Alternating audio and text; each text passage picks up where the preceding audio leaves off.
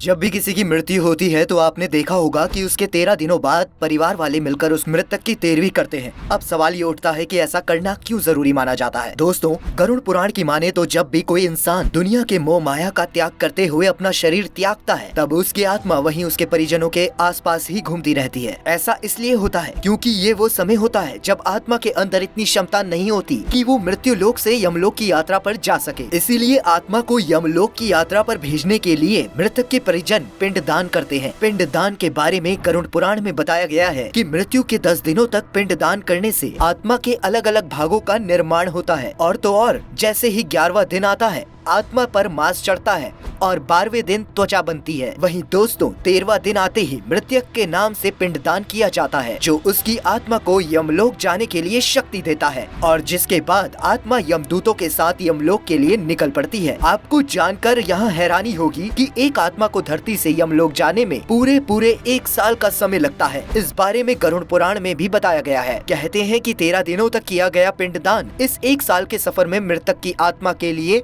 भोजन के बराबर होता है। और तो और गरुड़ पुराण में इस बात का भी जिक्र मिलता है कि 13वीं कुछ और नहीं बल्कि अंतिम संस्कार का ही एक भाग होता है, जिसके बिना दाह संस्कार को पूरा नहीं माना जाता है। हमारे धर्म शास्त्रों और पुराणों की माने तो जिसकी 13वीं नहीं की जाती है, उसे प्रेत योनि से मुक्ति मिलना संभव हो जाता है। दोस्तों, 13वीं का मतलब ये नहीं कि आप बस अपने परिजनों के साथ ही भोज का आयोजन कर लें, बल्कि कम से कम 13 ब्राह्मणों को भोजन करवाना बहुत खास और अनिवार्य माना जाता है। ऐसा नहीं है कि 13 ब्राह्मणों को ही आप भोज करवा सकते हैं, बल्कि अगर मृतक के परिजनों की आर्थिक स्थिति अच्छी है तो इससे ज्यादा ब्राह्मणों को भी भोज करवाया जा सकता है। आपको बता दें, इस भोज को मृत्यु भोज के नाम से भी जाना जाता है और यही भोज मृत आत्मा के लिए पूरे 1 साल तक के लिए पर्याप्त रहता है। इसीलिए कहा जाता है कि 13वीं के दिन ज्यादातर वही चीजें बनाई जाती हैं जो मृतक को सबसे पसंदीदा होती है। दोस्तों, कभी भी गलती से भी मृत भोज करवाने के लिए किसी से उधार न लीजिएगा, क्योंकि इस बारे में गरुड़ पुराण में भी बताया गया है, जिसके अनुसार भगवान विष्णु कहते हैं कि अगर ऐसा किया जाता है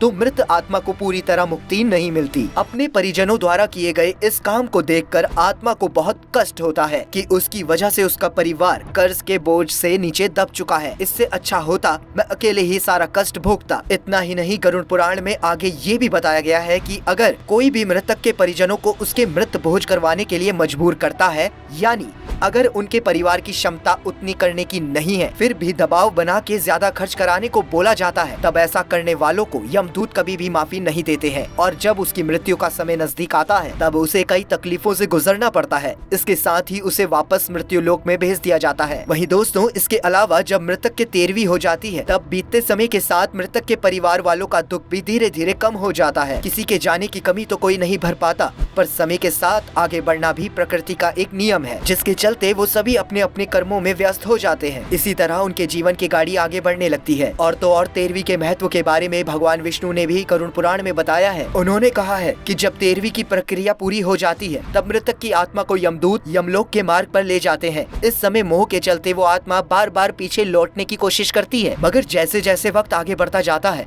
वैसे ये मोह खत्म होने लगता है। तो आपने देखा कि किसी की मौत के बाद 13वीं का होना इतना जरूरी क्यों होता है। अगर आपको मृत्यु से जुड़े और भी किसी रिचुअल्स के बारे में जानकारी चाहिए तो हमें कमेंट करके जरूर बताएं।